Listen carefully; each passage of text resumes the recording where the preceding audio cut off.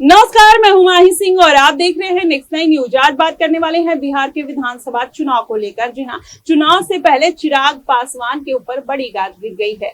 जिस तरीके से माझी समुदाय के 100 घरों को जला दिया गया है और ये कहा जा रहा है कि वो चिराग पासवान के गुर्गों ने किया है, इस तरीके की बातें निकलकर सामने आ रही है। अब ऐसे में बिहार में ये मुद्दा गर्माता हुआ नजर आ रहा है। लगातार अब इस पर सवाल दागे जा रहे हैं कि क्या वाकई में चिराग पासवान के लोगों ने ये काम कराया है। अगर ऐसा हुआ तो जाहिर तौर पर इसका जो नुकसान है वो खामियाजा है और चिराग पासवान को भुगतना पड़ सकता है। इसके पहले देखा जाए तो भारतीय जनता पार्टी के खिलाफ ही चिराग पासवान बोलते हुए नजर आए और चुनाव से पहले इस तरीके की खबरें आना जिस पर तेजस्वी यादव अलग से अटैक कर रहे हैं, वहीं नीतीश कुमार की कुर्सी भी खतरे में दिखाई दे रही है। ऐसे में क्या भारतीय जनता पार्टी चिराग पासवान और नीतीश कुमार को इन मुद्दों को लेकर क्या पार्टी से बाहर का रास्ता दिखा देगी? कहीं ना कहीं जनता के मन में ये सवाल उठता हुआ नजर आ रहा है। वहीं जीतन राम मांझी जिस तरीके से अपनी इस सरकार को बचाने का काम कर रहे हैं और वहीं विपक्षी पार्टियां ये कहते हुए नजर आ रही हैं कि जीतन राम मांझी से ये उम्मीद नहीं है,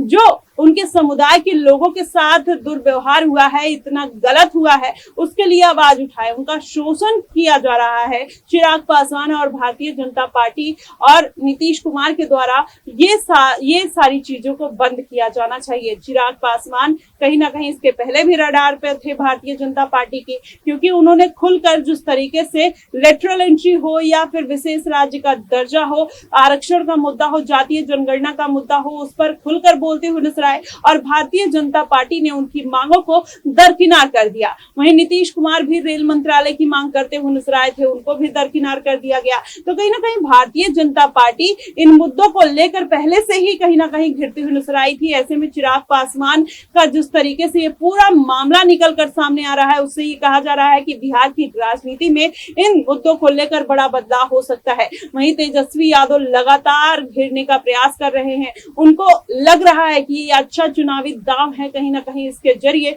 उन गरीब समुदाय के लोगों का वोट बैंक हासिल किया जा सकता है जिनके साथ गलत हुआ है। हालांकि विपक्षी पार्टियां हमेशा से भारतीय जनता पार्टी की उन नीतियों के खिलाफ रही हैं, चाहे उत्तर प्रदेश में देखा जाए बुलडोजर की नीति हो, चाहे इस तरीके के घर जला देना हो, घर गिरा देना हो, कहीं ना कहीं विपक्षी पार्टियां हमेशा से इसका विरोध करते हुए नजर आई। वहीं तेजस्वी यादव इसको लेकर कड़ा विरोध जाहिर कर रहे हैं, नीतीश कुमार को घेरते हुए नजर आ रहे हैं और चिराग पासवान के लिए भी जिस तरीके का बयान दे रहे हैं उससे ये कहा जा रहा है कि आने वाले दिनों में चिराग की जो जर्नी है इतनी आसान नहीं होने वाली है और ये पूरा मामला कहीं ना कहीं बढ़ता हुआ नजर आ रहा है। लगातार इस पर विपक्षी पार्टियां अपना कहीं ना कहीं रिप्लाई देते हुए नजर आ रही हैं और चिराग पासवान जीतन राम मांझी को घेरते हुए नजर आ रही हैं और ये भी सवाल उठा रही हैं कि जिस तरीके से जीतन राम मांझी इन तमाम मुद्दों पर चुप्पी साध रखे हैं, ये कहीं ना कहीं उन दलित लोगों के साथ अन्याय दिखाई दे रहा है। देखना दिलचस्प होगा कि आखिरकार चिराग पासवान को अमित शाह किस तरीके की हिदायत दे सकते हैं। वहीं कुछ दिन पहले